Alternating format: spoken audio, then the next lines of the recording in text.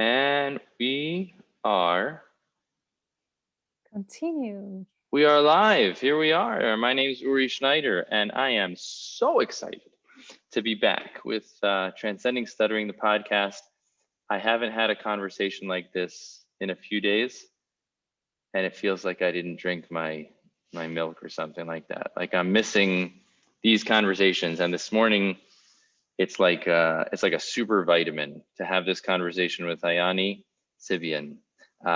She is someone very, very special and brings together a lot of wisdom and experience and perspective, especially not just international because she's somewhere else in the world, but she has been around the world. She's one of those people.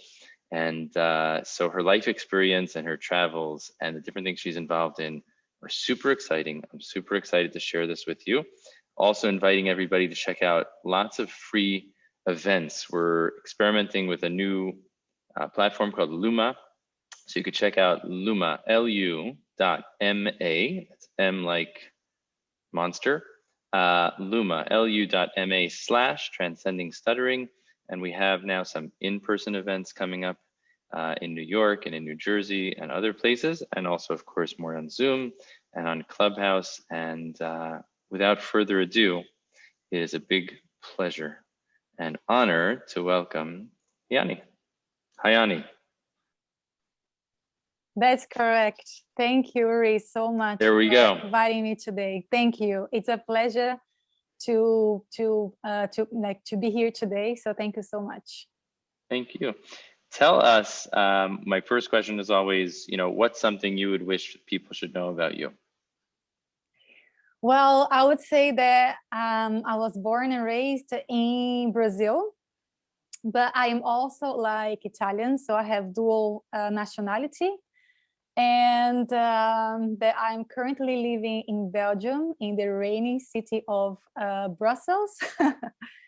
And I recently also launched a very special project called Stuttering Society, which I'm super really proud about. Yeah. And I realized I was so excited, I got a little bit like star shock or something like that. And I suddenly like skipped the bio. So let me just give you a proper introduction with the bio here. As you shared, you're the founder of the Stuttering Society, okay? As if more needs to be said. But yes, you have this Brazilian background, you have this Italian background, and now you live in Belgium. Your work is pretty interesting too. Graduated in journalism from British University with a master's degree in the field of security and diplomacy. We'll just leave it there. Everything is secure and we'll be very diplomatic. After a long journey in stuttering acceptance, and I know, and I'll share this, I know you're a very polished person, but I'll just share one thing that you didn't share is that this was a side thing that you developed for a long time and poured your heart and soul while doing life and working a very serious full-time job. So I think just to give even more credit to you, many people start projects. And by the way, everybody should have a project, right? I think COVID was a great time for people to dig in and realize the busy world around them and things pulling at them. Everybody's got to find what gets them excited and what they have the capacity to create, to contribute. And that could be, it could be anything, but I'm just really excited to see other people who have that, like I do, that interest in kind of doing things that you care about and seeing where they go, but sticking with it. And so this was years that you worked on this, and it's so exciting to see it coming to fruition. So as a culmination of your own personal journey, you decided to create the Stuttering Society, an online platform to help people who stutter in different aspects of their lives. And we've talked about that. It jives so beautifully. It's so much what the world needs. And it's something I think is really tremendous, especially talking about things other than just stuttering, right? Because we are human beings. And maybe we'll talk about that. So since leaving your hometown in Brazil in 2006, you've had the opportunity to study and work in several countries. I won't mention my favorites among them, but they include England, Italy, Israel, Switzerland, Belgium, US, and probably another one or two. So there's the formal intro. So cool. Why don't you just share when did you first have this idea to kick off the Stuttering Society? What was the first time you remember thinking, yeah, I think that's something the world is needing. I think that's something I could do. Yeah, first of all, thank you so much for this amazing, for this amazing introduction. The first time I had the idea for the Stuttering Society was in 2019. So for many years, and for that I have to go back. So for most of my life, I was really like ashamed to talk about, like stuttering. But then like slowly, I started to open up to some people. And I just really felt that people had no clue what is actually like stuttering. And I started to feel the need to just really talk more about that. And then I started to feel that I didn't have one place that really combined everything I wanted to see as a person who stutters. And I felt that it would be so cool to have one safe place that brings people together, that really like inspire them, connect them, and that also brings like our awareness about this topic. And then I started a very, very long journey towards creating the platform. As you mentioned, I have a full-time job at the same time, and I am the only person dealing with the whole like Stuttering Society project. So it's been a crazy journey of doing both at the same time. But the first like idea came to me in 2019, and I started to work on it at the end of 2019, so around October, I think.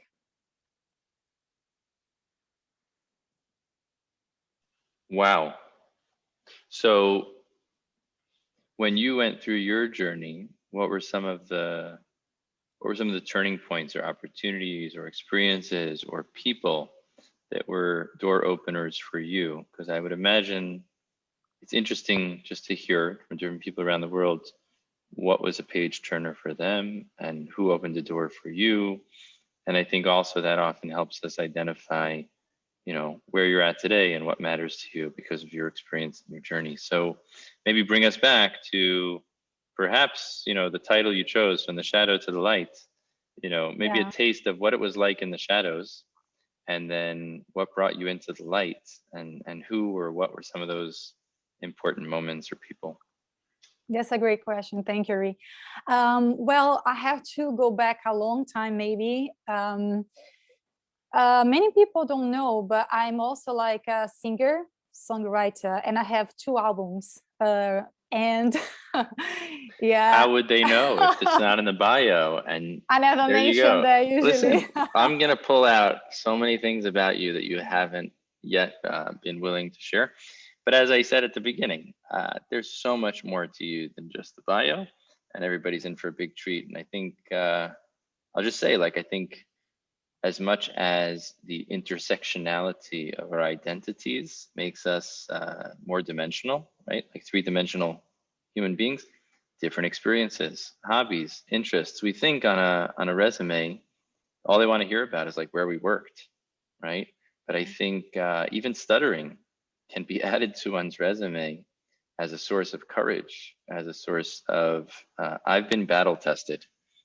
I've been living with this and I have figured it out. And so I am confident that life can throw me other challenges. And anyway, I love that you're a singer and that you have 2 albums. Would you drop the names for people that want to listen? But I don't think I'm not sure they can even find it, because like my first album I launched in Brazil in 2004. So it's like a long time ago.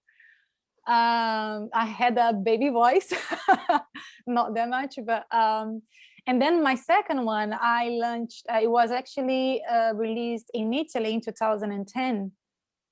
But my first album, I was much younger, and I struggled so much because my song like started to play in the local radio, and people started to want to, you know, like interview me in radios. And for me, it was a nightmare because I felt so bad because I wasn't really able to say much.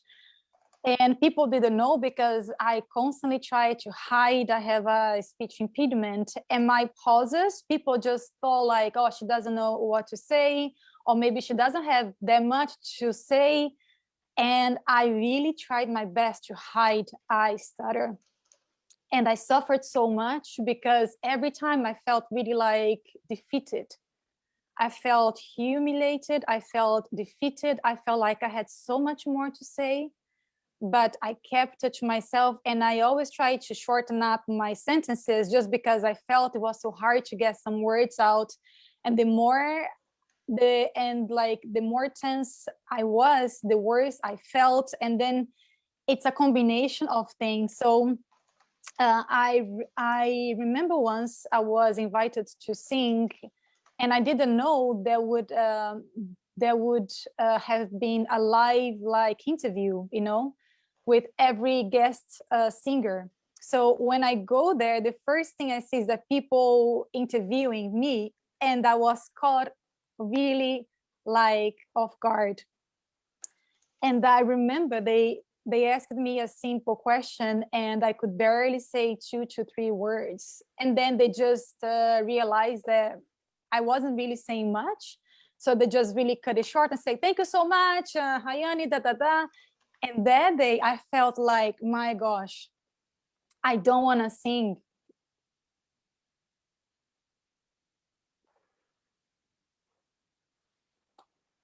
And that's it? Yeah. Yeah. You felt like that moment, you just wanted to step away from something you loved. No, I didn't see you there for a moment. Oof. Yeah, we can hold this. Yeah, so it was really hard because I just couldn't, I just couldn't deal with this, you know, and I felt so bad, and I kept like smiling, and I had to put on my best face, and I had to go on like on stage and sing, and I had to talk to people, you know, like afterwards. And from the outside, I was completely fine. Like no one could ever guess how I was feeling. And I remember just being like, how am I gonna be a singer if I don't want to give an interview? How am I gonna be a singer if I don't want to talk on stage? How am I gonna do that? You know? So it was really, really hard, but still I kept trying. But 2 years later, my family they moved to Italy. So they started a whole new journey for me. And but still I was very reluctant to talk about like stuttering. And then I met at that time you were still performing, and I just want to apologize there. 2 things. Transparency. I was typing because I was treasuring what you were sharing and trying to share it with some of the groups, and I realized I was, number 1, I wasn't on mute, so the typing was probably audible. Number 2, I didn't see your face, and I was listening to you, and I heard the quiet, and my response was out of sync, out of touch. Yeah, don't worry. That was especially, we had another, you know, I've had several first conversations with people before the podcast, and we spoke a few weeks ago, and we scheduled, I think, a half hour, and 3 hours later, it was just going great. But we haven't gotten to speak that much, and that you went there and that you allowed yourself just now to let those feelings come, I think is very precious. So I just want to thank you for going there and let you know that that's what it's about. So I try to be as open as possible, and I appreciate your being as open as you feel comfortable to be. But I think it's a feeling people can resonate with, that, you know, like you get to that spot and it's sort of, I almost was guilty of the same thing. In other words, not being people don't know what's up, and you feel responsible to keep the show going, you know, in that musical performance, you know. Obviously you can't be open, you can't tell them what's really going on, and you're all alone. It's all on you to save that moment and get yourself through that. And one thing you definitely can't do is like tell them what's really going on, because there's no way they'll understand, there's no way they'll support it, you know. And so you feel kind of compelled to hide and to cover up and to keep the show going. So you were saying how your family moved to Italy, and I'm sure that felt like a fresh start in many ways, and also probably challenging as a change and shift in that point in your life. So maybe just, yeah, you can either go back or go forwards, but how did that experience, which I'm sure was, and we could see it's still there, you know, it was a very formative imprint. How did that kind of roll into that next chapter in Italy, and how you carried yourself, or held back, or put yourself out there, or chose to deal with it differently, or kind of went forward, always kind of bracing for that repeat experience that you had?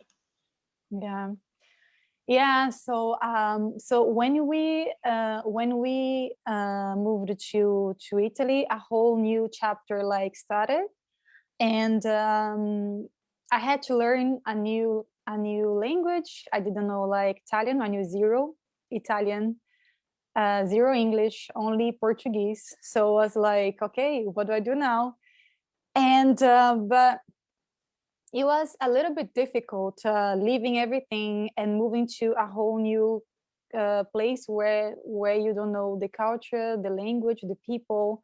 But on the other hand, it was always my biggest dream to live like abroad. I always really dreamed about living in many countries, in speaking many languages. So it was like a dream come true, but every dream comes with also the hardships, right?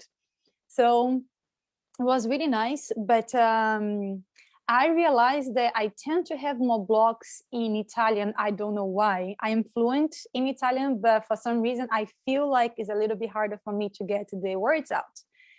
And then I was still performing and also working in many different jobs and doing a lot of things. And then I also released another album with an Italian musician who died in 2017, but he was really great. He was a pianist and composer. And I remember that we did some radio interviews as well in Italy. And of course, because like Italian, it's not my first language, the interviewer and most people just thought I didn't speak Italian very well. And that's why I was so hesitant to say words, because I was trying to find the words, but I knew deep inside, no, I stutter, but for me, it was very comfortable to pretend that was the case. For me, it was actually comfortable that people would think I don't speak the language very well, then think that I stutter, because I was so still like ashamed of that. So I let people think there was a language barrier, that I didn't speak Italian so well. And I never mentioned pretty much to anyone. But then I just want to highlight that. It was more comfortable to do a deep fake, to play the part of something that wasn't true, something that maybe even was a downgrade of your actual caliber of skill and worth and ability, than it was to, like actually be open, direct, etc. For people that get that, you get it. For people that don't, to realize the depth of shame and of stigma and these things. Yeah, wow. So for days, for months, weeks, years, people, I don't know what your, time span of that was, but there was this like, okay, they don't think I speak Italian. Perfect. This is comfortable. I'm finally comfortable. They don't think I speak Italian. Whereas for someone else, it'd be like, no, I speak, I'm intelligent, oh, this is great. I could lean into this. This is my cover. Exactly. It was like a cover up for me, like, okay, I don't care if, I mean, it did bother me a little bit because I knew I am fluent and I was fluent by then, but it was more comfortable to let them think that my Italian wasn't that great than for me to know that they know I stutter. But the thing is that, so I spent in Italy altogether 2.5 years. And then I moved to London to study. And when I moved to London to study, I chose to study journalism because honestly, I didn't know what else to do apart from music. I just always wanted to do music, but moving from Brazil changed completely my plans because I was like, I don't want to be a singer singing in like Italian and singing in Portuguese in Italy. Who cares? You know, so it just didn't feel that I had any way to go with that. And also because I still really wanted to go to, you know, university, have a degree. I started seeing all of my friends like having a job, finishing, you know, university, and I felt like I need to catch up on this. You know, I am a little bit behind. And FOMO. then, yeah, and then so I chose journalism because I felt it was a bit more open and wide because I love languages. I like to write, and I'm really like interested in different topics. But then of course I was scared that I would have like that I would have to talk a lot. That was one of my biggest concerns. And I did have some like presentations in class. There was when I finally started to be slightly more open about like stuttering. And my mom was essential for that because she was the only person I would talk about this topic. And then I was like, Mom, I have a class presentation. I cannot do it. And I don't know what to say because it's not fair to be judged on my fluency skills, how fluent I am, how good I am at, you know, like speaking, presenting. That's not fair. And then she was like, why don't you talk to your professor and just tell them that you have this like speech impediment and see what is the best thing to do, if he can, you know, like accommodate or something. And I was like, I cannot talk about this. For me, it was like the devil. For me, like stuttering was a big ghost, the monster. But then I felt like, okay, if I don't talk about it, then I have to do the presentation. If I talk about it, then I have a chance that maybe I can write an essay or something. So I had two professors that they really wanted us to do a class presentation. One of them. Can I just ask you, don't lose your momentum, and I'm not going to digress. I'm mindful not to interrupt here. Can you just say that out again, the thought that you had? Your mother has this crazy idea. Why don't you talk to your professor?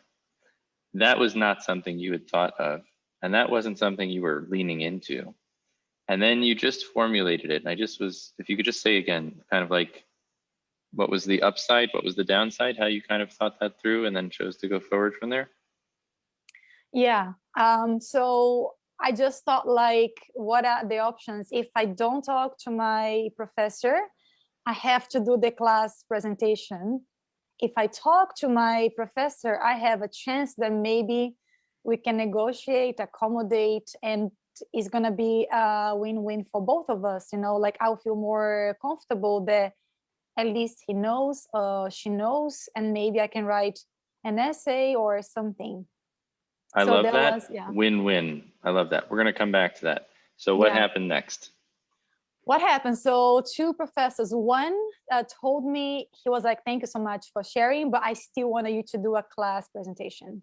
But I will keep in mind that you have a speech disorder, something like that. Which I was like, okay, better than nothing. And then my other professor was a woman, and she told me, I asked her, I was like, can I do the class presentation just for you and me, so that I don't have to be like embarrassed in front of the whole class? And she said yes. So I was so grateful, because even though I stutter when I was doing the presentation to her, I felt much more comfortable because I knew I was because she knew So that took off the weight of my shoulders. And because it was just her, I didn't have to go through this like in front of everyone, because I wasn't really like ready to share this with everyone. So that was great. But still, I didn't share with my friends, with my classmates, with pretty much anyone. So fasting forward, in my master's program, I also had to do class presentations, and I went through the same things.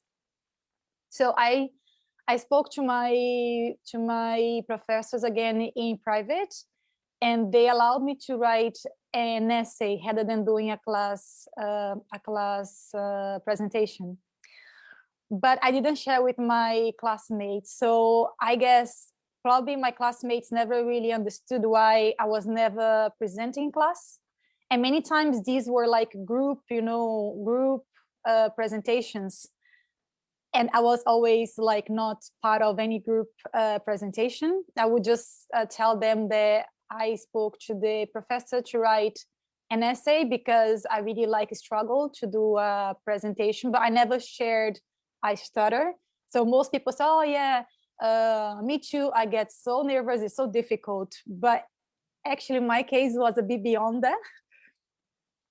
But then because I started to talk to my professors, and one of them was like, can you send me more about what is like stuttering? Because I don't see you like stuttering. And I was like, well, first of all, I'm good at hiding most of the time. Many times I'm fluent. And when I have like small blocks, people usually interpret as a language barrier because I am speaking in a different language. They don't know that I'm just blocked. So I realized there was a lot of like lack of awareness about this topic, and I started to feel like, okay, maybe I can help other people who go through the same situations as me by starting to talk about it and to raise awareness, because if I don't talk, people don't know. And even I started to talk to my best friends like I stutter, and I could see that they were shocked. They're like, I never realized, I never paid attention to how you speak or to your pauses. Sometimes I thought they were just like normal. And talking about it really starting to make me feel much better. And I felt that I was finally going from the shadow to the light. I was finally able to start being myself, like with everything I am, everything, like stuttering, my singing talents, everything, the good, the bad, the ugly, like everything.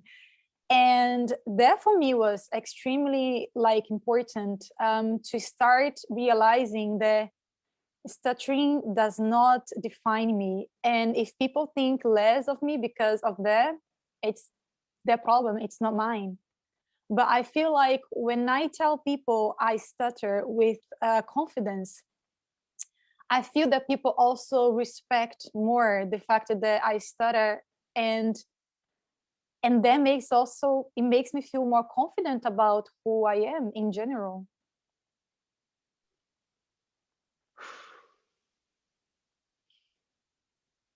I listen to you and like it just fires me up, inspires. For me, as a person who doesn't stutter, part of why I wake up every day doing these things, and they call it work. I don't think of it as work. It's a privilege. I'm so inspired. I mean, what you just shared is so human and so empowering and inspiring. And there are comments flying in from people I know from Ireland and from the US and other places, and people I don't know thanking you and saying what a great storyteller you are.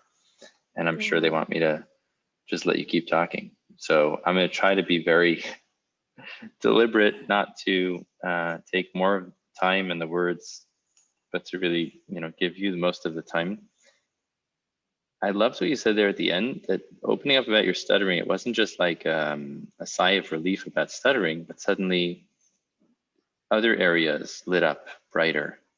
Could you talk a little bit more about that? Like how, because it wasn't just about stuttering. And I think that's also something really interesting, and part of the stages of openness and of acceptance is not only saying, okay, all right, I stutter. I can say that. Yeah, I can sit in the room with my stutter.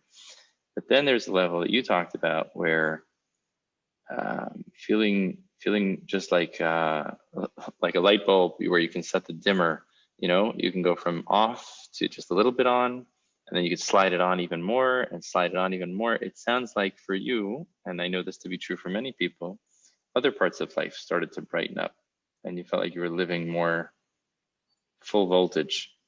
You talked about your singing and other things. Could you just share like what that felt like, or what that means to you? How being open with the stutter, kind of that part of you, not hiding that part, lit up not only that dark shadow, but also other parts. You know what I mean? Yeah, sure. Yes. First of all, I want to thank everyone who is commenting. I cannot see the comments, but thank you so much for commenting. It's great. And with that, I'll just say, keep the comments coming, and the shares, because that gets this story and conversation further. And the podcast will be out this weekend, Transcending Stuttering, and you can review and like and share the podcast too. Yeah. Thank you, Uri. Yes. So I think one of the things that I'm really happy about being open about stuttering is that I feel I'm getting to know who I am in every different like aspect. And with that comes confidence, comes believing in yourself, believing that you can be whoever you want to be, you can do whatever you want, you can follow your dreams, you can just be you, and being you, there's nothing wrong with that. And I am a little bit of a perfectionist, right? And honestly, many times it sucks, because this is also one of the big reasons why I always wanted to look perfect. I don't want people to know that I stutter, because I felt was like a weakness, something that didn't make me really perfect, you know? Even though I know I'm not perfect, I have so many flaws, but we tend to keep private our flaws. Everyone tries to show their best side, but when it comes to like stuttering, is a challenge that people cannot hide, you know? So I think that's the challenge of like stuttering. When people try to hide the challenges, what they go through, that for them it's really hard. With like stuttering, it's public. You feel really like exposed, and feeling exposed, it's not easy. So if you don't come to terms with like stuttering, you're gonna suffer a lot in your self-confidence, in who you are. And I feel like when you finally accept like stuttering, the self-acceptance also brings other things. It means that you take like away the focus from your challenge, stuttering, and you can finally focus on everything else that maybe you never did before. And being able to just, it's like you take away, okay, it's not that you like ignore like stuttering, you know, it's there, is a part of you, it's a part of your daily challenge. However, you can also see now that you have so many other dreams to pursue, so many other things that you can do with your life, not only like stuttering. So nowadays, if I would ever go back to singing, I mean, my life has changed so much. I still sing. When you go back to singing. When I go back to singing, exactly. Thank you. I would be much more relaxed about that, because I don't feel so much the pressure of I have to be fluent when I speak. I have to be fluent on stage, on an interview. I would be like, hey guys, listen, I stutter. So if you see me like struggling, don't worry, it's normal. And I'm fine with that. What really matters is not how I speak, is the content, is what I am saying that matters, is the content of my speech rather than how I am delivering that, you know? And I think for me it was also very important professionally, you know, like I have had the chance to work, thank God, for the most incredible organizations, and really and really prestigious places. And one of them is the United Nations in Geneva. And I remember I had to do a presentation once for senior staff, some of the bosses and stuff. And this was back in 2017, end of 2017. So it's not been even so long ago. And of course, back then I still was not really fine about disclosing stuttering. So I pretty much didn't manage to do my presentation, and my boss had to step in, and he didn't know also I have a speech impediment. So at the end, when we were like alone after the presentation, we went to grab some coffee, and he told me like that I was not really prepared, for the presentation, that I should get better on my presentation like skills. And I felt so bad because still I didn't share I stutter. I just told him, yeah, for me it's really hard, I feel so nervous, and I felt like, why didn't I share? That was the perfect moment to share I stutter. It has nothing to do with me not maybe being prepared on my presentation, like skills. I can definitely improve for sure, but it's a bigger issue, and I didn't share. So probably everyone in the room thought that she cannot present, she didn't know much about the topic, and professionally it can really affect you if you don't share that you stutter, because people can think that you just don't know about the subject. They can think you're not really capable in what you are doing. So I think also in terms of career, it's important to share when you feel it's really necessary. I don't know if I answered your question. I think I kind of got diverse and started talking so much. The question wasn't as good as the answer. Sometimes they say the answer isn't as good as the question. Come on. Tom Scharstein just woke up in Florida. He's wowed the World Stuttering Network over there. And I think that, so two things I want to just revisit, and we're going to have to be a little shorter today based on a personal schedule that I have, but we hopefully, we will be, you and I have been in touch, and we will continue, and hopefully we'll have an episode 2, because there's a lot that you've shared that's resonating with me personally and with a lot of people that are listening. I want to just revisit what I said to come back to, and you kind of said it just now. I think what your mom said to you, why don't you tell the professor? So first of all, you haven't mentioned a whole lot of people that were big door openers for you. The one person you mentioned is your mom. And I think that for many of us to recognize that our loved ones, our parents, our siblings, people that we're close to, they want to be there for us. And if we open up the conversations that are difficult, sometimes you don't need to go far. The people that can give you the best love and support and open your eyes to be right in your closest circle, and right in your own home perhaps. So first is, I just think that's beautiful that it was your mom. And when you look at the interviews that my father and I have done with hundreds of people who stutter, and you ask what was the biggest contribution to your breakthrough, it's often not a certain strategy that a professional taught me. It was either a parent or a teacher or a therapist, somebody who believed in you and helped you just take fresh eyes at something. But I really want to punctuate what you said about your mom said, why don't you tell him? And you were like, well, I never thought of that, but let's see. If I don't tell him, it'll definitely be uncomfortable.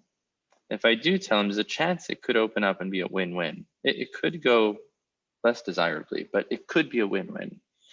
I think that's such a fresh way to look at things. And I just want to invite everybody, and it could be anything you're dealing with, to think about, we think of risk as like, if I do this next move, what's the risk?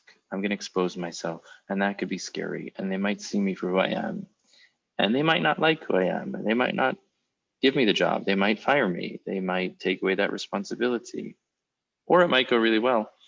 But in that equation, and the way you formulated it is the way I've started to think about things. You said, not only what's the risk of doing that, what's the cost of staying the same? So we think like status quo is so safe, but we also have to look at what's the cost of the status quo, and dealing with international relations and all sorts of conflicts that seem like they're going nowhere, but also in personal conflicts, it's the same thing. We don't take enough consideration of like, what's the cost of the status quo? Because this is costing me. I'm faking my way through life. I'm making it in a lot of ways, but like every day I wake up, it's a fake. There's a certain cover, there's a certain amount that I'm selling out. There's a certain amount of calories I'm invested in making it that I don't speak Italian, or a certain amount of calories that I'm leaning into the story that I didn't prepare. I'm a perfectionist. If they knew how much I prepared, holy smokes, but I'm leaning into that. And in the movie Transcending Stuttering, Alan Rabinowitz says the same thing. You know, the cash register, the woman, the cash register says, please forgive him. He's retarded. Those are the words that he used. And instead of saying, I'm not retarded, I stutter, he acted even more dramatic and movements and things that he thought would be the performance of what someone would look like who's retarded. So what a sellout, right? So crazy, just crazy. So I just loved what you said there. And Tom Scharstein is bringing us out. If you don't disclose stuttering, it could affect you professionally. So what happened when you did open up with that boss? Oh, so with that boss, I never actually disclosed. I only came to terms to be so open about like stuttering 2 years ago. And that's why I didn't have so many people to mention, because my mom was pretty much the only person I would talk about this. And I mean, my mom and God a lot. For me, my faith has helped me also a lot, but it's a personal thing. But these two things combined was really like key for me to keep going. And my mom was the only person that I would really talk about this. But all of my friends, whoever I would mention, they would always be very like very supportive. But my mom was the one that made a whole difference for me to start talking about this. And at work, what I feel now when I talk about it, it's much easier, because I feel like there's no so much pressure when it comes to if I have to talk in a presentation or something. My capabilities, my abilities, my knowledge is not put at stake if I stutter, because they know it's not because I don't know my subject, is because I am like struggling.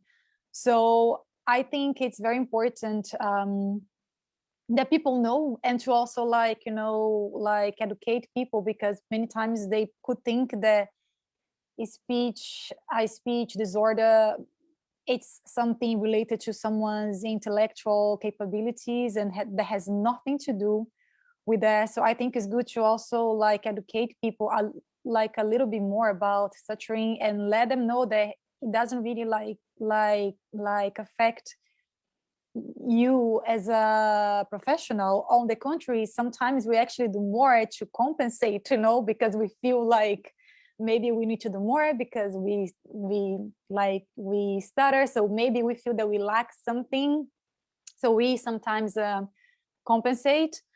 But yeah, and that's also why on the Stuttering Society career advice page, I wanted to also have that page, because I really want to try to help professionals who stutter to go through job